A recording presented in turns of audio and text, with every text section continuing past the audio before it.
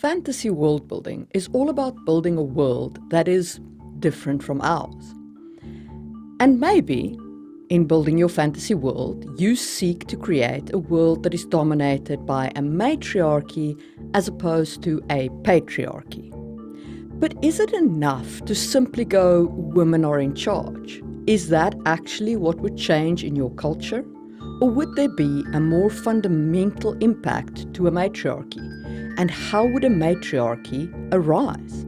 To properly do gender reversal, you have to implement far-reaching changes in your culture.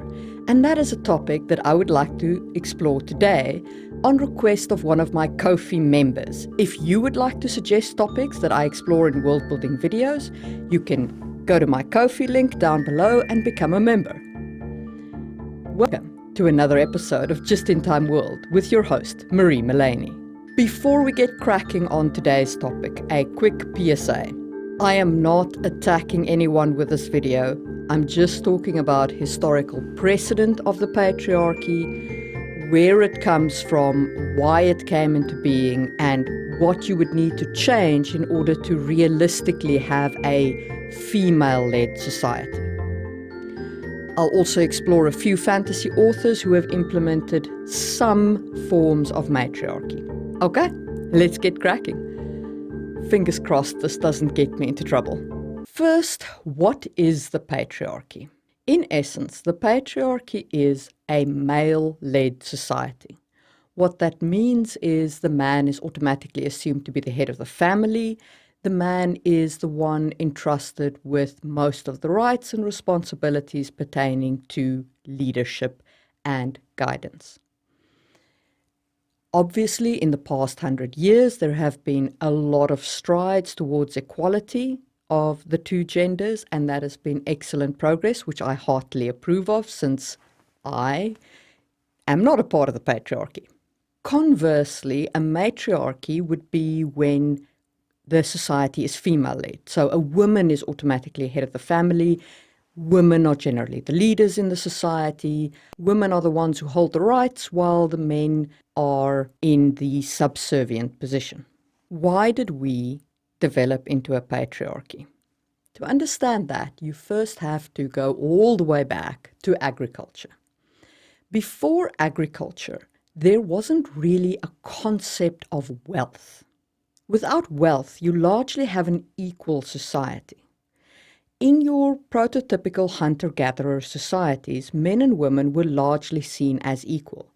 Men would predominantly hunt, but they were women who hunted. Women would predominantly gather, but they were men who gathered. If the tribe came across a large harvest of berries, for example, everybody would pitch in and gather.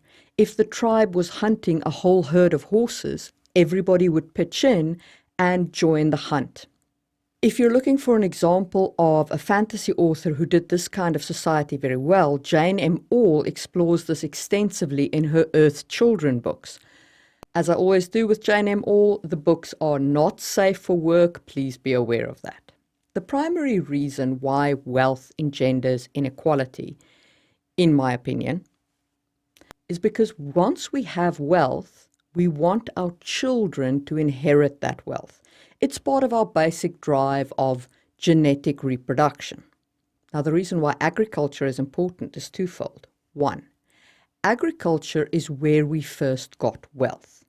Before agriculture, there was no real concept of passing things down to your children. What are you going to pass down to them? The spear you hunt with, the basket you gather with. Before we had the concept of land being valuable or heads of cattle being valuable, it just didn't matter that much. But agriculture made land valuable. Agriculture made cattle valuable. Not only did it make cattle and land valuable, but agriculture made the labor of the man more valuable than the labor of the woman. And by this I mean the work of the man. If you have ever worked on a farm, you will know that even with today's technology and farming techniques, it is hard work. If you take that back to the farming implements we had when we first started with agriculture, you can very easily see why the labor of the man was so critical in this process. A woman needed to have many children in order to create a labor force, and thus was out of commission for about 2 months per child. You needed the strength of a man for so many things. I mean, look at this original prototype plow. It is not an animal pushing that thing or pulling it. It is a human who has to push it through the furrows. That is hard, back-breaking work. And on top of that, the woman is the one who has to have children. And our means of reproduction means that the woman is out of commission for about 2 months before the pregnancy and has got a child that needs constant attention up to about 3 months after the pregnancy. That being the case, it was the man's labor that created the wealth. Therefore, the man wanted to be sure that his wealth was being passed to his progeny. And you can watch my video on wealth and marriage models to find out more about how men tried to ensure that it was their genes.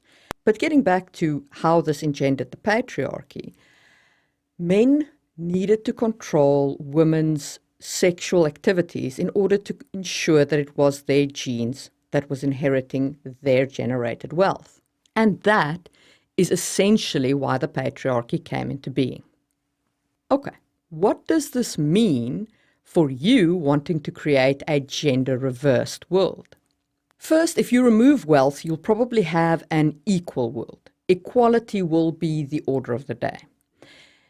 If you change the labor so that men and women's labor are of equal worth, you will probably also have an equal world, as we can see in our modern day and age, where, as I say, we've made great strides. And this is because these days, the labor of a woman can also create wealth in equal quantity to that of a man. And because of that, our society tends more and more towards equality. We obviously still have a long way to go, but I am very appreciative of the fact that I can engender wealth without needing a man. What if you want to create a true matriarchal society? There are 2 things you can change that would result in a true matriarchal society, in my opinion. The first is you could change our reproduction cycle. You can see a really good example of how our reproduction cycle would affect our society by looking at the animal kingdom. The emperor penguin, the male, carries the egg on his feet in his special breeding pouch. The female has nothing to do with hatching the egg. She lays the egg and then goes. It's the emperor, it's the male penguin who preserves the egg. The male penguin will also feed the egg from its gland, which I can't pronounce the name of, and eventually the female penguin will return to feed the male. That would obviously have quite a dramatic impact on our society if men were the caregivers of children and women just produced the egg. There's also another model from the animal kingdom that I find really fascinating, and that is the greater rhea. This bird has got the most intriguing breeding habit.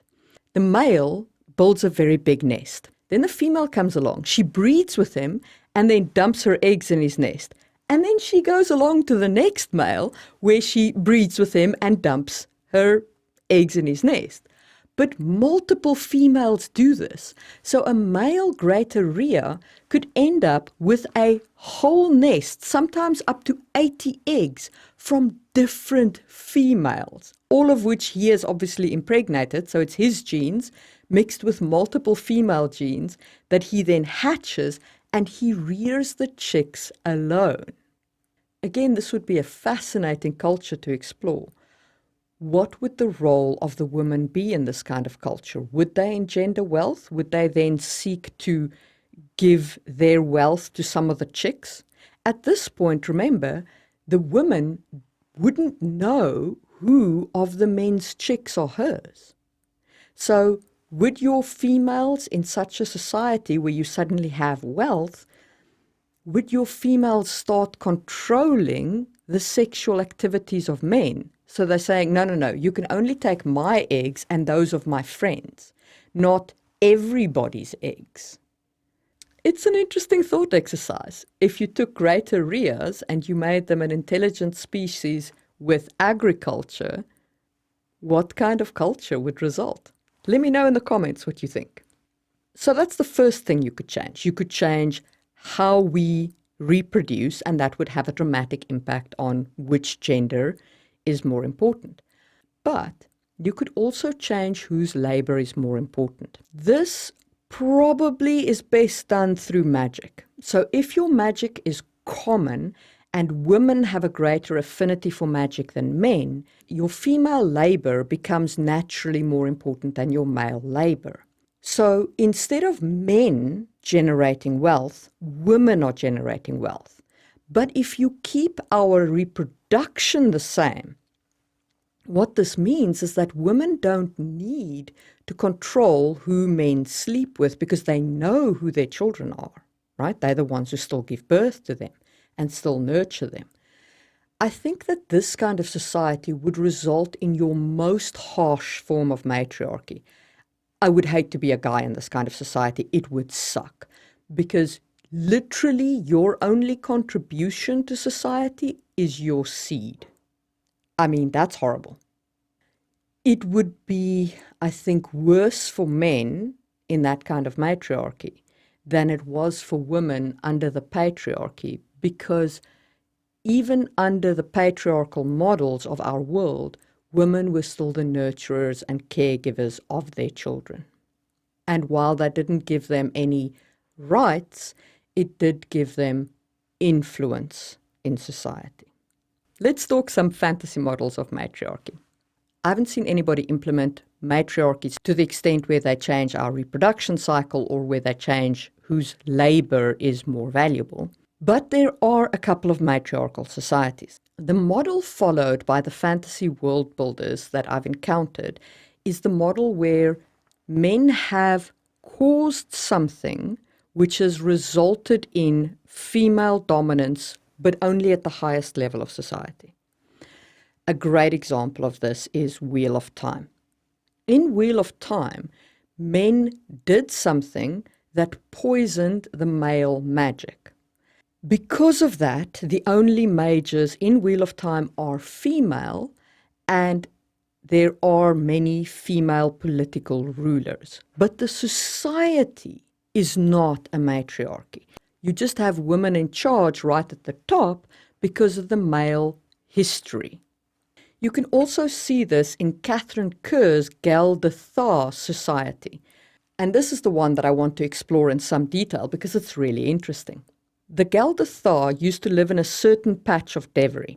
And then the humans landed on Devery, brought to the world of Devery from our world. The encroachment of humans onto the Gel de Thar territory forced the Gel de Thar further and further towards the west, where they eventually encountered the elven people who were living in the 7 cities. The Gel de Thar attacked the elven cities, seeking new lands and new grazing for themselves. And they destroyed the cities. But whether by magic or whether by natural causes, they were struck down in those cities by what they call Renadar's curse, which is a virulent disease. Now, it could be that that was a natural thing. It could be that it was a magical curse by the last elven king, Renadar. The books imply it either way, to be honest. Like, it could go either way, which is amazing. I love that in fantasy world, when it's not entirely clear because it's so long ago that just like in our world, you speculate on what it was like. Like this video, if you like that too. Okay, back to the Gel de Thar.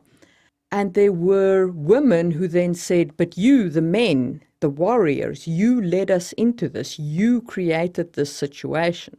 So these women took over on the basis of that mistake that the men had made, that mistake that the warriors had made. And the matriarchy became the dominant force in the life of the Gel de Thar. You inherited mother to daughter. men were the ones who married women rather than women marrying men, and so on and so forth. And as I say, it is based on this event where they switched from a patriarchy to a matriarchy. So those are my thoughts on gender reversal. You can do it either by changing the way we reproduce, changing whose labor is most valuable, or by having an inciting event that results in women being in charge. Although I don't think that the last one will result in a true matriarchy, it'll be a kind of blend of matriarchy and patriarchy. If you like this video, you'll probably enjoy my video on wealth and marriage. And please don't forget to give this video a thumbs up, and I will see you soon for another video on fantasy world building.